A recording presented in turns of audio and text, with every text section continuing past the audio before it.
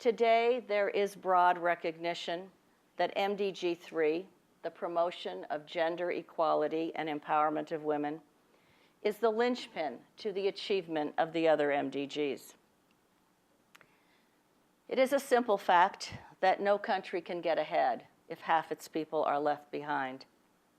And as Secretary Clinton has often stated, women and girls are one of the world's greatest untapped resources, and investing in them is one of the most powerful forces in international development. Promoting gender equality is not just the right thing to do, it is also the smart thing to do. Yet we are far from overcoming gender inequality.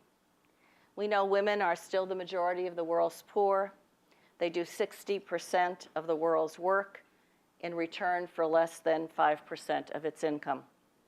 This has untold consequences on economic growth and development. Despite progress in education, 2/3 of the unschooled children are girls, and 75% of illiterate adults are women. Women and girls disproportionately suffer from inadequate health care, and violence against them is a global epidemic. For this reason, the United States is putting women and girls at the core of its development and foreign policy. This includes consulting with them as we design and implement our policies and the impacts they will have. And it means measuring our progress in part by how much we improve the conditions in their lives.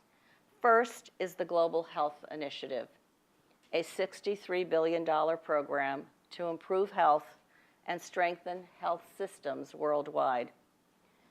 This is an enormous undertaking, so we are employing a strategic focus on those whose health has the biggest impacts on families and communities, women and girls. We're scaling up our work in maternal and child health, in family planning, and in nutrition.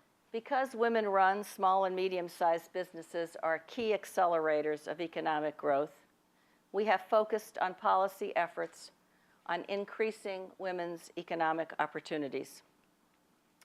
Studies show that to grow GDP, there is no better, no more effective investment.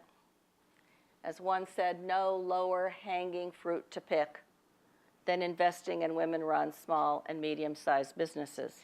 In the indicators that you talked about today and that seem to follow the roadmap so far for the MDG plan, I don't see education articulated specifically, and so I'm wondering if you could clarify where achieving basic education might fall in those indicators and the President's plan for achieving MDG number 2, given the increase in all the other outcomes when you do achieve that particular goal?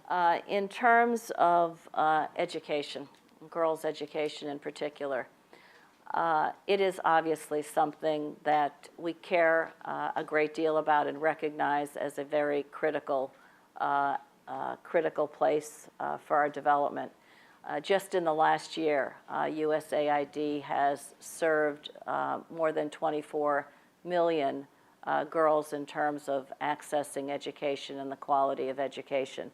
But I think we clearly need to do more. One can't do everything at once. We are looking at that in a very concerted way. The Secretary has long been a champion of universal education. President Obama has likewise been very eloquent in his commitment. And we will see, I'm confident, greater progress in the months and years to come.